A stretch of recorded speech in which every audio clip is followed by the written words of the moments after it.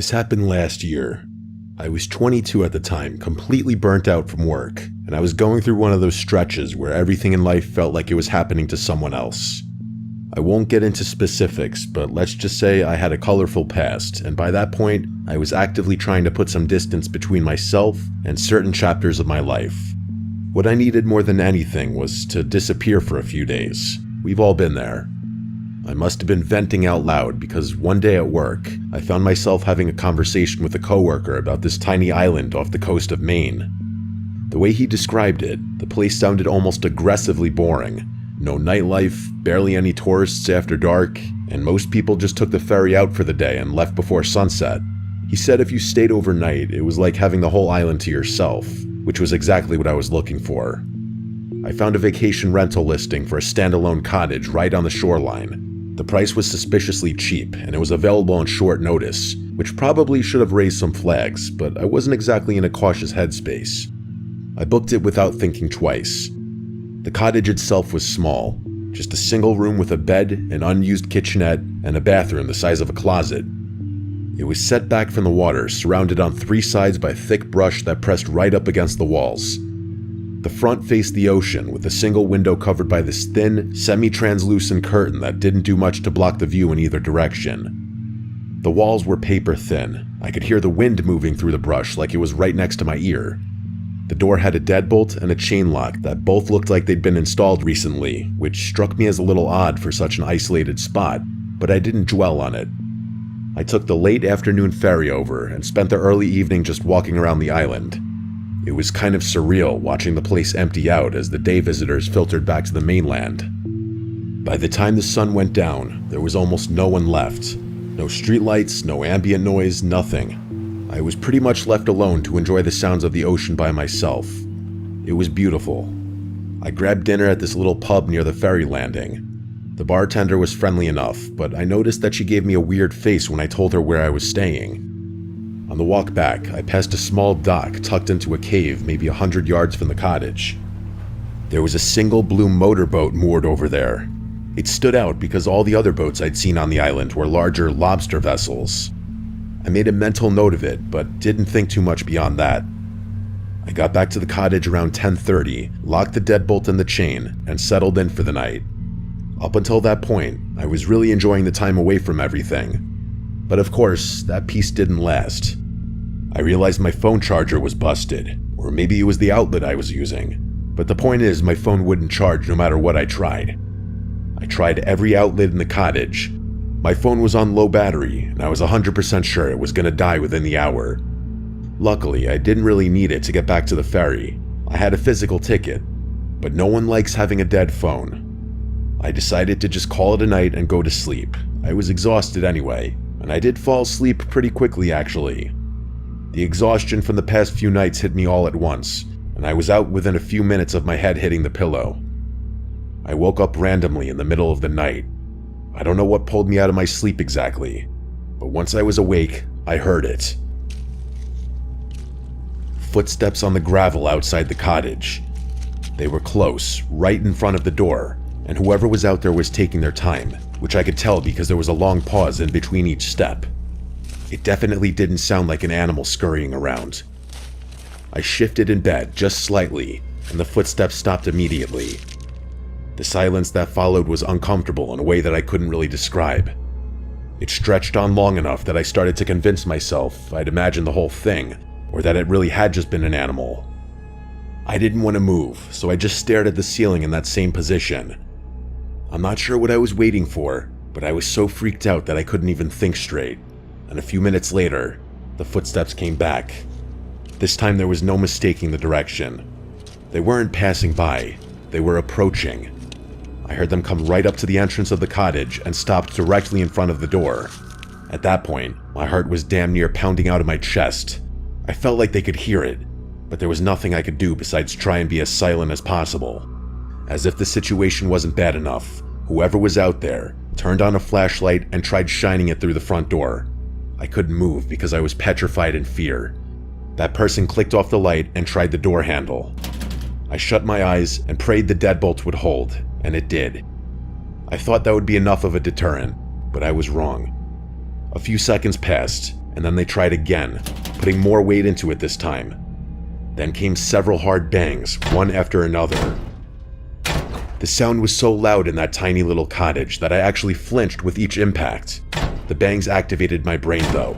The threat was more real, and even though I was still terrified, I knew I had to do something. So without thinking, I jumped out of bed while that person was still banging on the door and crouched down behind it. I was fully prepared for what was about to happen, but instead of that person bursting through the door, everything went quiet. I stayed crouched down for a few seconds, trying not to breathe too loudly. And then, and I still remember this vividly, whoever was on the other side of the door spoke. "I know you're in there, Leo." I almost yelled out in shock, but I stopped myself. It was a man's voice, one I didn't recognize, but he somehow knew my name. He knew I was there. The footsteps moved away from the door and along the side of the cottage. I tracked the sound as it passed the bathroom wall and continued around. He was taunting me. He knew I was in there. My confidence was gone. Hearing my own name was enough to make me dizzy. It was the scariest moment of my entire life. Over the next stretch of time, I have no idea how long, maybe 20 minutes, maybe an hour, whoever was outside circled the cottage. I had no idea what they were doing, and a part of me was screaming for them to just break down the door and get it over with already. Eventually, the footsteps receded from the cottage. Then, from the direction of the dock, I heard an engine start. It was the unmistakable sound of a small outboard motor. I listened as it pulled away from the shore and faded into the distance across open water. I didn't sleep after that. That's not an exaggeration. I stayed awake the entire night. The second it was bright enough to see, I was out the door. The gravel around the cottage told the whole story. There were heavy boot prints circling the cottage multiple times. The prints led in a straight line from the cottage toward the dock and ended right at the waterline. The next day was honestly a blur. I returned the key to the property owner, boarded a ferry, and made it home. But I was not in a good headspace. Here's the thing that still gets me. Whoever was outside that cottage didn't come from the island. They came by boat, specifically to that cottage, and on that specific night. They knew my name and exactly where I'd be. The thing is, I have absolutely no idea how they could have tracked me down. I confronted my coworker about it a few days later, the one who told me about that island in the first place, and he swore up and down he hadn't told anyone about my trip. And honestly, I believed him. He looked genuinely freaked out when I told him what happened. I mentioned earlier that I have a colorful past. I'm not going to get into the details, but let's just say, I'm not exactly shocked that someone out there might want to find me. What I still can't wrap my head around is, how did someone track me to some random island off the coast of Maine? How did they know which rental I'd booked, and on which night? How long had they been watching me before any of this? I don't have any answers to any of those questions, and the worst part is, I still work the same job and live in the same place. Nothing has changed since then, but I have no reason to believe things are over.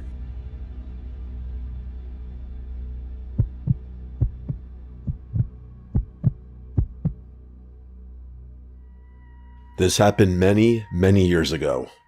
I'm a structural engineer, and at the time I was finishing up my graduate thesis on concrete degradation in marine environments. It was very boring, but it's what got me invited to Japan. This is all relevant, by the way.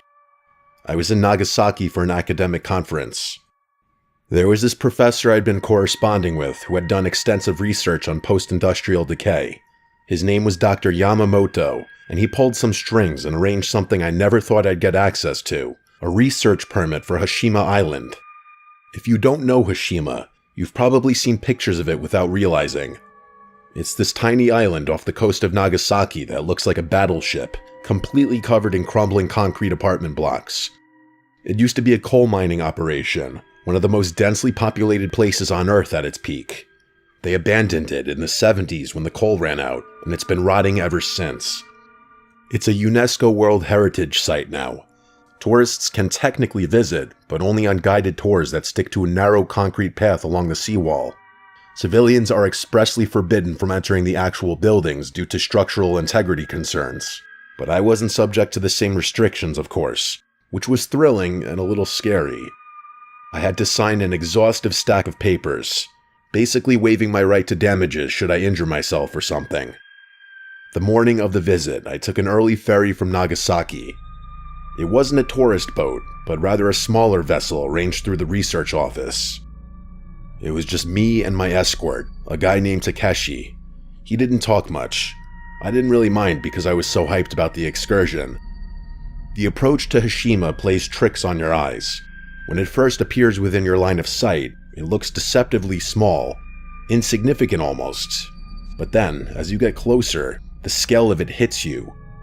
The seawall wrapping around the entire island, the apartment blocks stacked on top of each other. It really is something else. I had seen hundreds of photos, but none of them prepared me for actually laying my eyes on what I can only describe as a true wonder. Takeshi gave me the briefing on the dock. I had access to several buildings beyond the normal tour route. He actually had a list, but there were still rules, such as stay on designated paths, don't enter anything marked with red tape, don't remove anything, don't touch anything you don't need to, and stay within visual range of him at all times. He said that last part twice. I also had to wear a hard hat, steel-toed boots, and these bulky reinforced work pants that made it a little difficult to walk. Despite all the excess gear, the first couple hours were amazing. I was taking photos, taking notes, completely in my element. Takeshi followed at a distance, occasionally glancing at his watch. He clearly wanted this over with. We entered one of the large residential blocks around midday. The stairs were intact, but barely. You could see daylight through the gaps in the landing.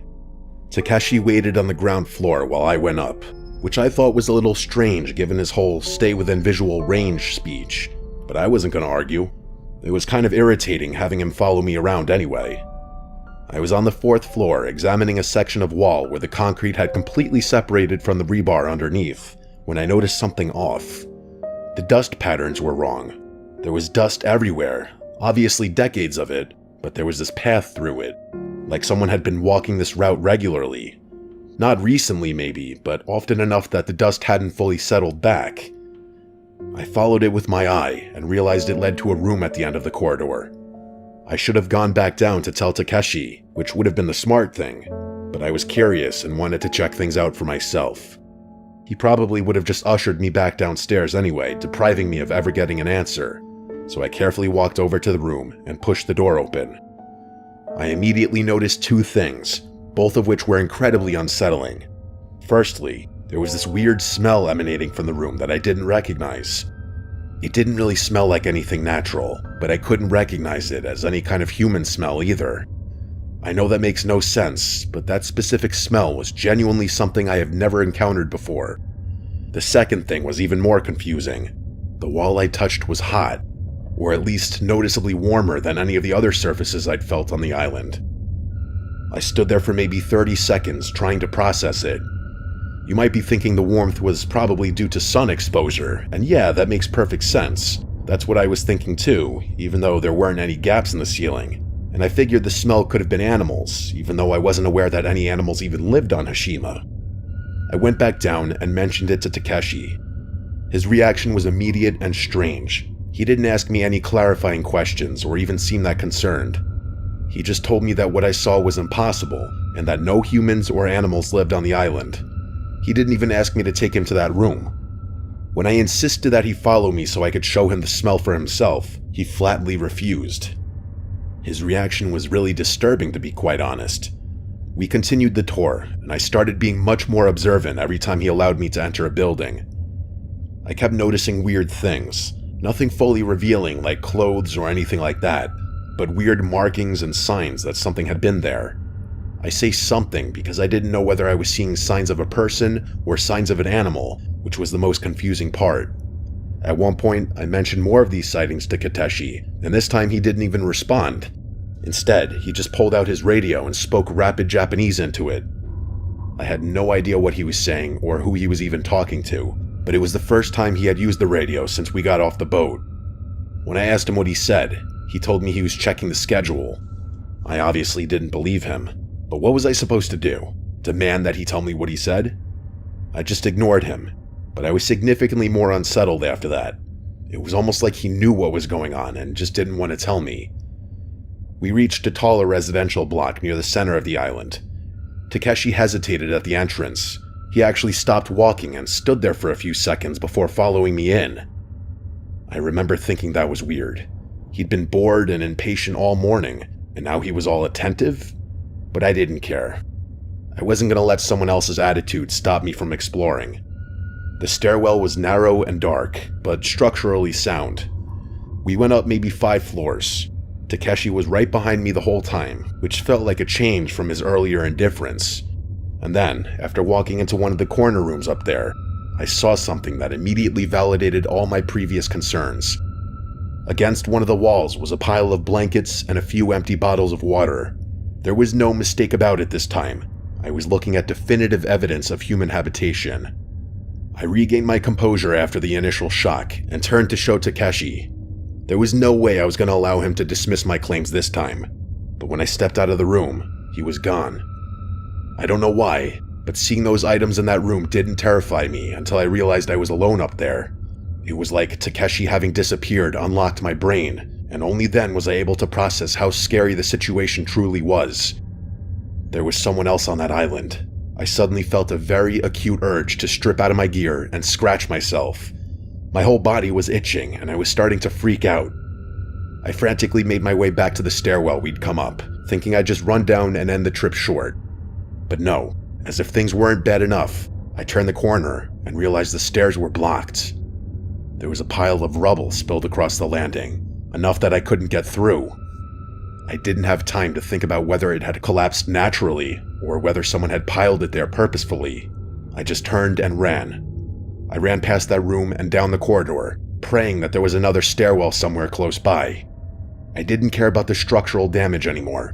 I was so scared and didn't care about anything other than getting the hell out of there. As I was sprinting down the hall, I heard movement from somewhere behind me. It sounded like footsteps stepping out into the hallway. I didn't turn around, no chance in hell. I just kept running. The only problem was that it was like a maze in there. I was too scared to think straight, and I felt like I was running in circles. The whole time I could hear footsteps behind me. At first I thought it was Takeshi, but after a while I realized there were multiple sets of footsteps, which meant I was being followed by multiple people. I finally found another stairwell, and I practically jumped down it. I don't remember much about getting out of the building. I remember daylight and then sprinting across open ground and then the dock. Takeshi was just standing there by the boat. Seeing how unfazed he looked took me from scared to downright angry. I started screaming at him about what I had seen, about the people in that building, about him abandoning me, everything. I think I even accused him of piling that rubble up in an attempt to strand me in there. He barely even blinked. It was like he wasn't hearing what I was saying. I wanted to put my hands on him, but that would have been a terrible idea. He was my way off the island. He had all the power. I had none. The way he didn't even react to what I was saying only made me angrier. At one point, I actually kind of hoped that whoever had been stalking me in that building would turn a corner so Takeshi would believe me. He waited for me to finally calm down, and then instead of acknowledging anything I had said, he just said we were leaving. I didn't know what to think. I was still pretty unsettled and scared at what had just happened, but I was also horrified that this guy was refusing to acknowledge any of it. It genuinely made me think that he knew something about what had happened. Or worse, maybe he had caused it himself. Maybe he had been the one to pile that rubble. But the worst part was that I had to sit through an entire ferry ride back to the mainland with him. I was genuinely worried for my safety, but we made it back, and that was that. As soon as I got somewhere safe, the first thing I wanted to do was report my sightings. That there were people on Hashima. That was extremely concerning. So I contacted the only person I could think to contact. The only person who had any connection to both me and the island. Dr. Yamamoto. But I couldn't get a hold of him. Fast forward 2 weeks. I was back in the US at that point, and I still couldn't get a hold of him. It was like he had disappeared. I tried my best to report what I had seen to the relevant authorities, but I don't think anything came of it. I don't think anyone believed me. It's been years and years and years since this all happened, but this is a story I'll tell anyone who will listen. Strangely, the thing that gets to me the most isn't what happened on the island, but what happened after. The fact that I couldn't get in contact with Dr. Yamamoto, despite him going to great lengths to arrange my visit to the island. The thing I regret the most is not taking more action to get to the bottom of what was going on there. If I had spoken Japanese, or if I didn't have to return to the US so quickly, I might have been able to do something. This is something I'm gonna think about forever.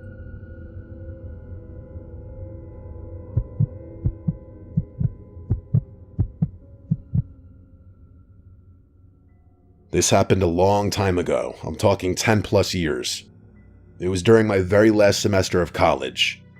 I was majoring in history, and I was deep into my senior thesis, which focused on abandoned institutional spaces, places like defunct hospitals, asylums, rehab centers, especially ones that still existed in or around major cities. One of the cases I was writing about was North Brother Island. It was this overgrown island right in the East River, technically part of New York City, but it had been completely abandoned for decades. As far as I know, it's still exactly the same, but I haven't been in New York City in forever, so I really wouldn't know. Here's a very abbreviated history. It used to house a quarantine hospital, then a rehab center, and then at some point in the distant past it became off limits to the public. Unless something's changed, you still need a permit to even set foot there. In fact, it's probably even more heavily guarded considering how seriously the US takes security and whatnot these days. That's all you really need to know about it, but for any fellow history buffs out there, feel free to do your own research. You might even find my thesis. I never actually planned on going, that would have been illegal, but I mentioned it offhand one night to two of my friends, Jansen and Jesse, while we were drinking. I was probably pissed at how long it was taking, knowing how lazy and unproductive I was back then. Surprisingly, they both thought my thesis sounded really interesting, despite the fact that neither of them were history majors. So I told them some of the interesting tidbits about the various places I was researching. The moment they realized one of the places was quite literally tucked away in the very city we were sitting in, they were hooked. Jansen and Jesse, and I guess myself by extension, were really into that whole urban exploring, edgy vibe back then. Back then, it was decently popular among young guys at the time. They both thought it sounded like the perfect target for an urban exploration trip, and I'll admit, after all the research I'd done, I was curious too. Not in a ghost hunter way or anything, but more like, if I was going to describe the place in my thesis, why not actually see it with my own eyes? Fast forward a few weeks, and that's how we found ourselves sneaking through Barretto Point Park in the Bronx at 2 a.m. with 3 solo kayaks in tow. It was one of the few spots along the shoreline where you could launch without attracting too much attention, and it was only about a half-mile paddle to the island. We had a bunch of supplies, probably more than we needed, but we figured we'd play it safe. The plan was to leave around 2:30, explore the island for a few hours while it was still dark, and be back before sunrise. It felt stupid and thrilling at the same time, the best kind of fun. Getting our kayaks into the water was surprisingly seamless. I guess I hadn't anticipated how deserted the park was going to be at that time of night. But as soon as we started paddling toward the island, the reality of what we were doing began setting in. There wasn't anything stopping us anymore. All we had to do was paddle at that point, and a bit of nervousness started creeping into what had just moments earlier been pure excitement. Regardless, we made it to the island. Pulling the kayaks onto shore was a bit of a struggle because of all the overgrowth. We had to push through some tall reeds and weeds just to find a somewhat stable spot to leave them. Once we were on solid ground, the three of us just kind of stood there for a second, taking it all in. It was dark, obviously, but we had flashlights, and the moon was bright enough that you could make out the general shapes of things. The first thing I noticed was how quiet it all was. I know that sounds cliche, but you have to understand, we were technically still in New York City. The Bronx was right there, maybe half a mile away, and yet it felt like we were in the middle of nowhere. We started walking inland. It didn't take long for Jansen and Jesse to realize just how big the island actually was. I had told them beforehand that it wasn't some tiny little rock. I think I even showed them a map at some point, but they clearly hadn't internalized it. As we made our way deeper, we started passing building after building. Most of them partially collapsed or so overgrown that you could barely tell they were buildings at all. At one point, Jesse stopped and just stared at this one structure that had a tree literally splitting it in half. He said it looked like something out of a post-apocalyptic video game, like one of the ones where you're scavenging through the ruins of civilization. He wasn't wrong, that's exactly what it felt like. There was something almost alien about the way nature had reclaimed everything, like the island was actively trying to swallow any evidence that humans had ever been there. I remember thinking that if I didn't know better, I'd assume the place had been empty for centuries, not decades.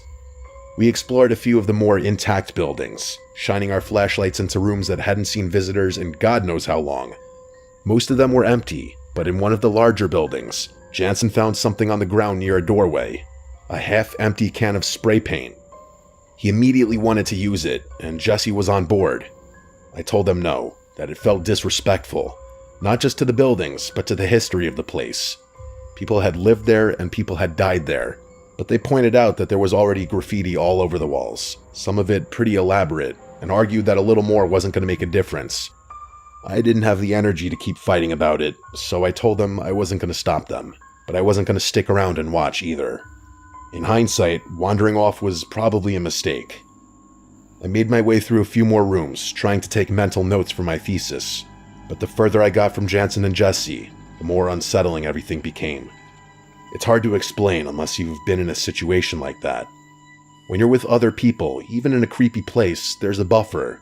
You can tell yourself it's fine because nothing bad would happen with witnesses around or whatever. But being alone is a completely different story. I was walking down a long hallway in one of the larger buildings. I think it might have been part of the old hospital complex, when I heard Jesse's voice call my name from somewhere ahead of me, from one of the rooms further down the hall. The sound of it made me jump, and even though I knew it was him, I was still pretty freaked out.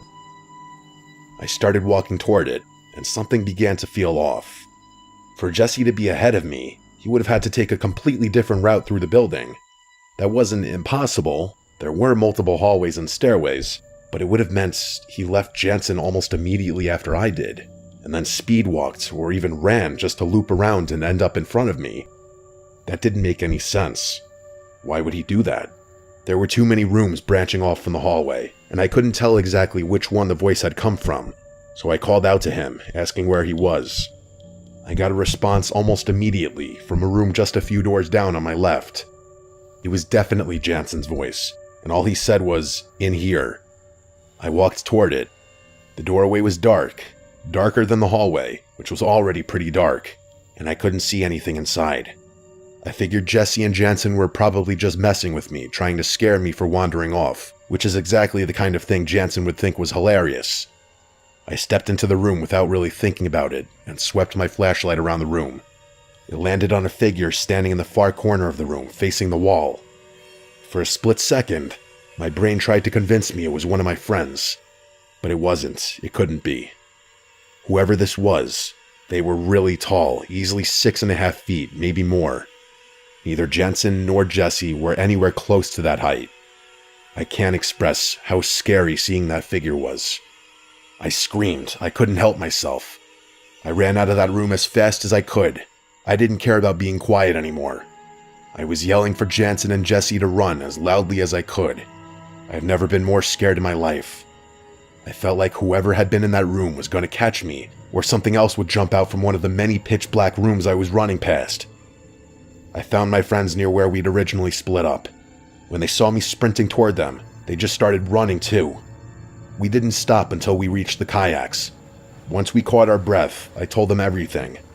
They didn't believe me at first, which I completely understood. If Jansen had told me the same story, I would have assumed he was messing with me. But I pleaded with them to believe me, that I wasn't making it up, and after a minute or so, they actually started to look more scared than me. We decided to just leave. Whatever we'd come to see, it wasn't worth sticking around after that. But right as we started dragging the kayaks back toward the water, all three of us heard it at the same time. It was faint but distinct.